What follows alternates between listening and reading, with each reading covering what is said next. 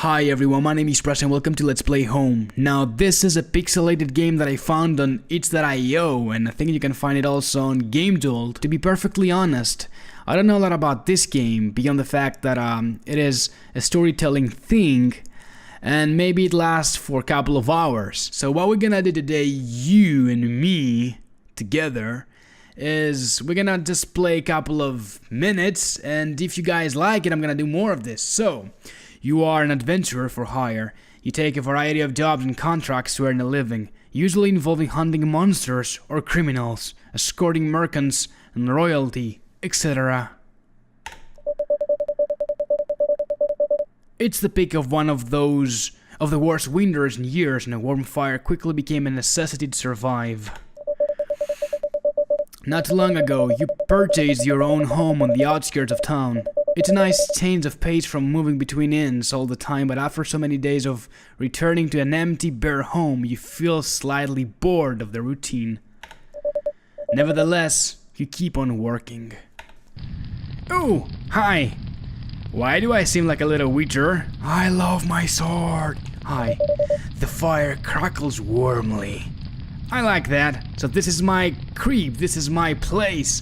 Welcome to my place, guys. Let's sit here and enjoy the night. So what options do we got? Face plant in the wall. Bang! First option. Go out to work for the day. Press E. Yay. You spend the day tracking a beast that has been eating the local farmer's cows. Did it hate me also? You eventually track it back to its lair and defeat it, receiving several cuts and bruises in the process. You claim your well-earned reward and then return home. Like a proud young man. The fire crackles warmly. Thanks for that again. For that beautiful information. Settle down for the night, I guess. You make a simple meal and sit next to the fire eating it. I'm ruining the game. There is not much else to do when the day has you worn out. You go to bed early, like a good boy that I am. Not like me in real life, doing a let's play at 4 AM. The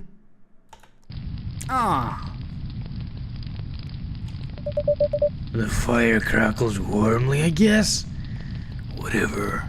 Go out to work, yeah? You escort American carriage between two towns, facing numerous packs of bandits along the way.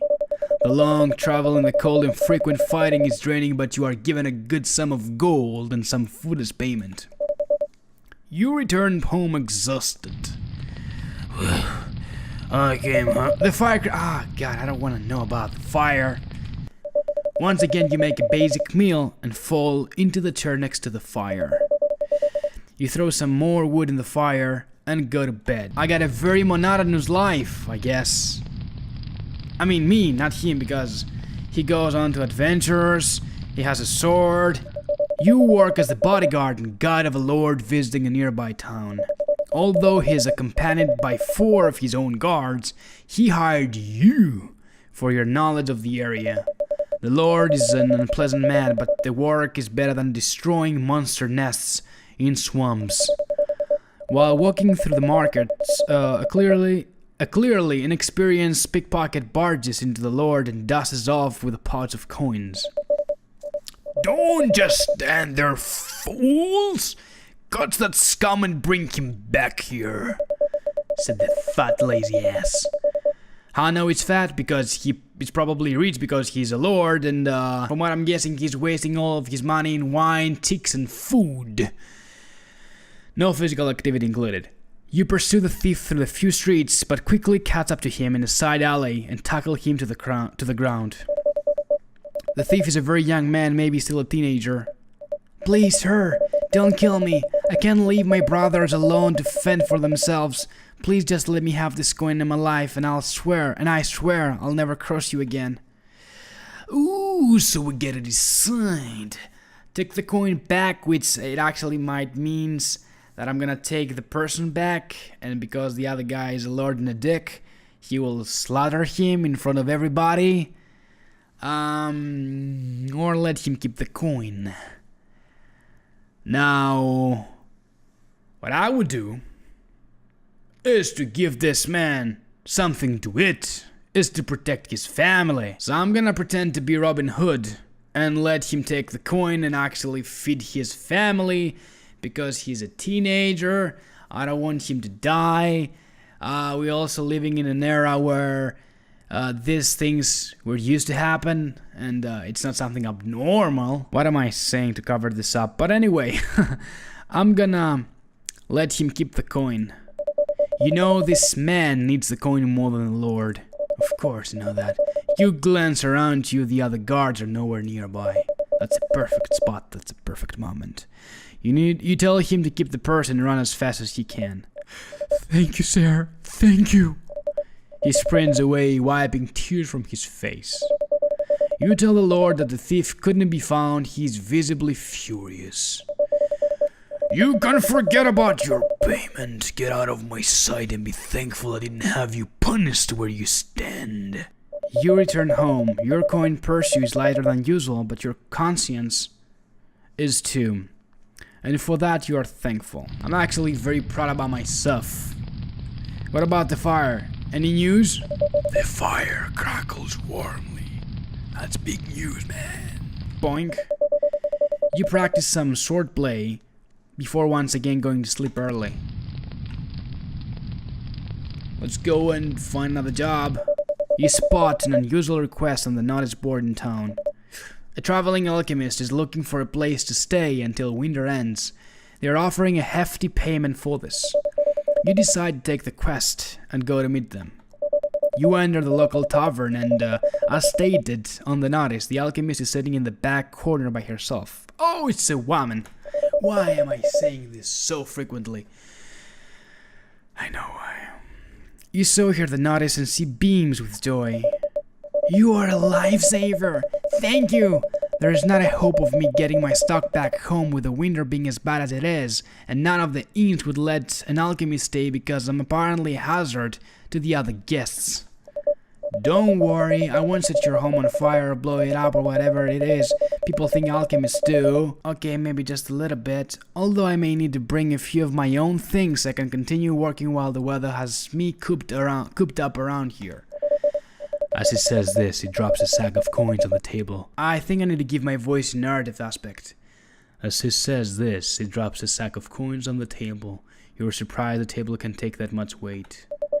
You return home with the alchemist. Oh, hi. Now I'm 100% sure that this game is inspired by The Witcher. Thanks for letting me dump my stuff in here. Besides, this place seems like it needs more life in it anyway. You really don't spend a lot of time here, huh? Guess not. I need to clean this shit just a little bit. So I guess I have to go. With the alchemist's help, you make some dinner, and the two of you sit next to the fire to eat it. Oh, so romantic. You both talk about work and the weird people and places you've encountered as a result of it. For the first night in a long time, you spend much of it laughing and talking cheerfully. You're surprised when you realize how late it is.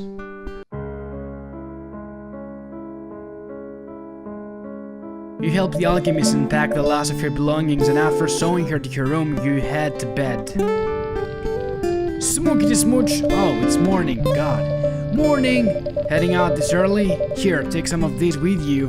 They are much better than those mass-produced potions you've been using before now. She hands you several vials of healing potions and medicinal bandages. Thanks for that.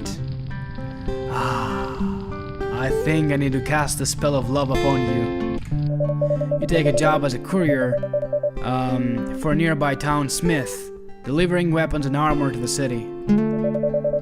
It's long work and tracking. Oh god, the music is loud. It's long work and tracking through mounds of snow to get from the town to the city just make it worse. After returning from the deliveries, you go to claim your payment from the smith.